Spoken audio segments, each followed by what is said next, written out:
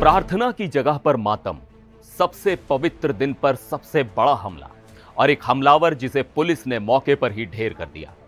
England के Manchester से एक ऐसी खबर आई है जिसने सिर्फ ब्रिटेन ही नहीं बल्कि पूरी दुनिया को दहला दिया है।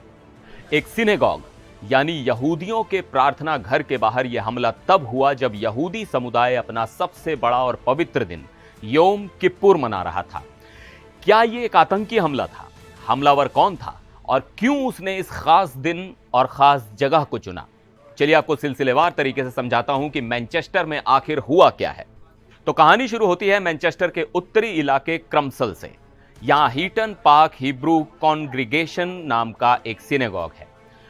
आज सुबह यानी गुरुवार को यहां योम किप्पुर की वजह से काफी लोग इकट्ठा थे। यह यहूदी कैलेंडर का सबसे पवित्र दिन माना जाता है, जिसे प्रायश्चित का दिन भी कहते हैं। सुबह के करीब 9:30 बजे थे। तभी एक शख्स अपनी कार से आता है और सिनेगॉग के बाहर खड़े लोगों पर गाड़ी चढ़ा देता है। चीख पुकार मच जाती है, लेकिन हमलावर यहीं नहीं रुकता। वो कार से बाहर निकलता है और चाकू से लोगों पर हमला करना शुरू कर देता है। अब यहां सीन में एंट्री होती है एक आम नागरिक की, जो इस पूरी घटना का हीरो है। उसने तुरंत ग्रेटर मैनचेस्टर पुलिस को फोन किया। पुलिस के मुताबिक उस शख्स की समझदारी और तुरंत दी गई जानकारी की वजह से ही पुलिस मिनटों में मौके पर पहुंच गई और एक बहुत बड़ी अनहोनी टल गई। पुलिस का कहना है कि अगर थोड़ी भी देर होती तो शायद हमलावर सिनेगॉग के अंदर घुस जाता, जहां बहुत सारे लोग प्रार्थना कर रहे थे। पुलिस सिर्फ 7 मिनट के अंदर मौके पर थी। आते ही उन्होंने हमलावर को घेर लिया और उसे गोली मार दी। हमलावर मौके पर ही मारा गया। इस पूरे हमले में दुख की बात यह है कि 2 लोगों की जान चली गई और 3 लोग गंभीर रूप से घायल हैं, जिनका अस्पताल में इलाज चल रहा है। अब सवाल यह उठता है कि यह हमलावर था कौन और पुलिस ने उसे मारने के बाद भी उसकी मौत की पुष्टि करने में इतनी देर क्यों लगाई? देखिए, पुलिस ने हमलावर को तो मार गिराया था, लेकिन उन्हें उसके शरीर पर कुछ संदिग्ध चीजें बंधी हुई दिखी।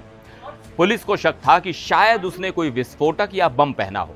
इसी वजह से तुरंत बॉम्ब डिस्पोजल यूनिट को बुलाया गया। इसी दौरान आसपास के लोगों ने एक जोरदार धमाके की आवाज भी सुनी, जिससे लोग और डर गए।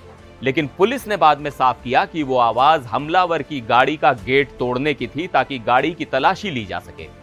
फिलहाल हमलावर की पहचान जाहिर नहीं की गई है और यह भी नहीं बताया गया है कि उसके पास से आखिर मिला क्या।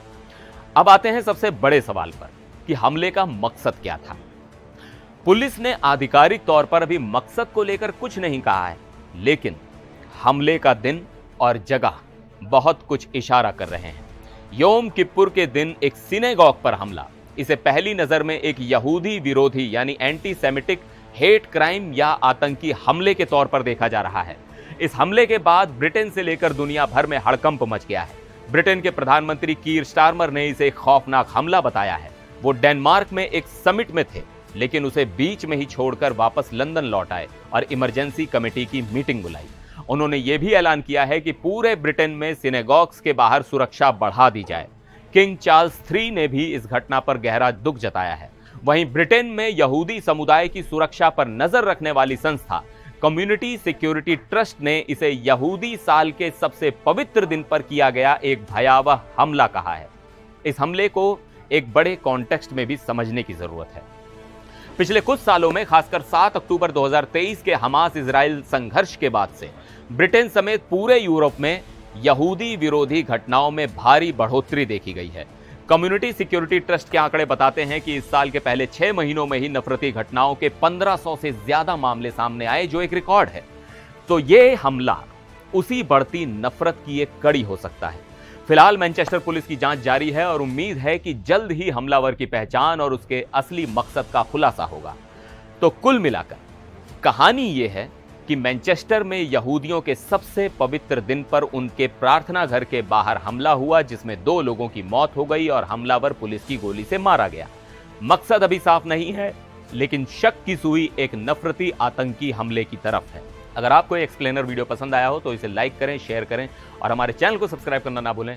मिलता है अगले वीडियो में, तब तक के लिए नमस्कार।